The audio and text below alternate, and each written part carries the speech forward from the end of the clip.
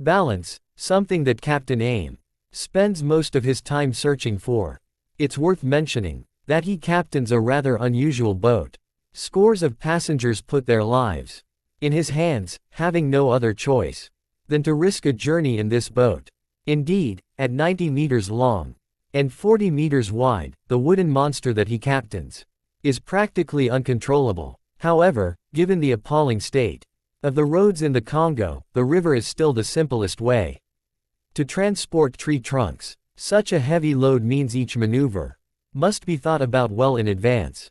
The journey to the capital promises a few tense moments for Vandu, the helmsman. They must make it. The 228 tree trunks that make up the raft are worth more than 350,000 euros. Losing even one of them is not an option, so the sailors constantly check the hundreds of meters of steel cables that hold their raft together. Even more importantly, if there is too much space between the trunks, passengers risk falling into a hole and ending up crushed by a log. There are around 50 passengers. Most of them are merchants or traders, all hoping to make a better living at the markets in the capital, especially by selling bugs that have become impossible to find in town. There'll be a lot of ups and downs before they get to the capital. The Democratic Republic of the Congo is the second biggest country in Africa, so getting from one town to another is an ordeal. To go and see their family or do business, thousands of people must squeeze onto inconceivable boats. Every year, there are hundreds of fatalities on the roads, which are smashed up by the rain. All trucks fight hard to arrive at their destination, and there's no place for tiredness among the crew. For the passengers, the bumpy ride is nothing compared to having to walk when there are too many bumps. Whether on land or on water, the Congolese people have developed a constant survival instinct. Even when they're swept away by the waves, the bravery of these people will always overcome God's wrath. The huge 100-meter-long raft looks small in the middle of the Congo River. The descent towards Kinshasa, the capital of the Democratic Republic of the Congo, isn't going too badly. In 10 days, they've traveled more than 700 kilometers to reach Mbandaka without any problems. The last 700 kilometers won't be so easy, but for now, the sailors can take it easy.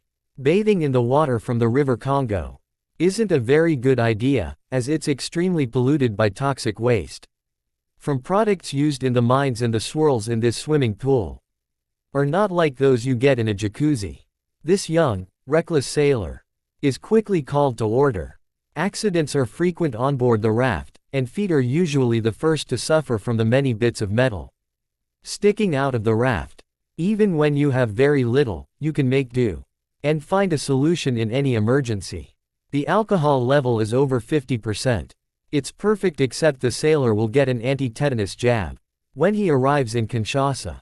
Until then, he goes back to his post. To travel on the river, the Congolese people don't have many options to choose from.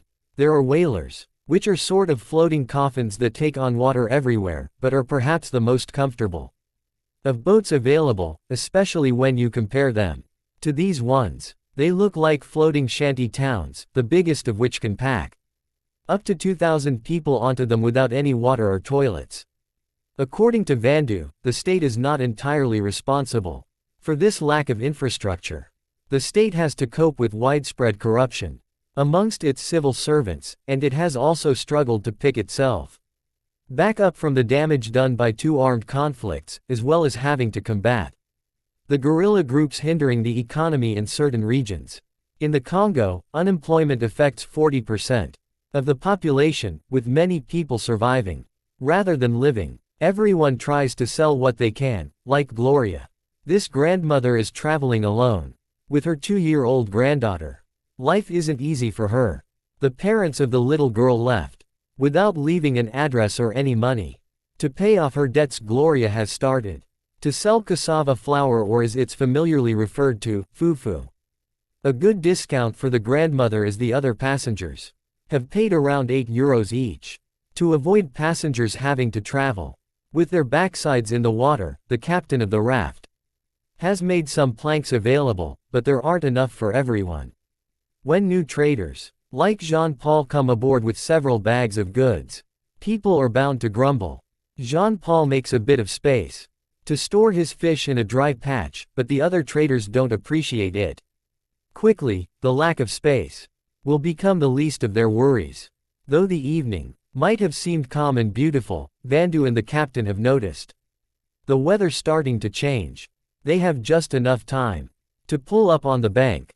Simply the strength of the wind combined with the waves could cause the raft to completely come apart. Gloria, the grandmother who is traveling with her granddaughter, is worried. Jean-Paul, the merchant, isn't much better equipped. The sailors tighten all the cables as much as they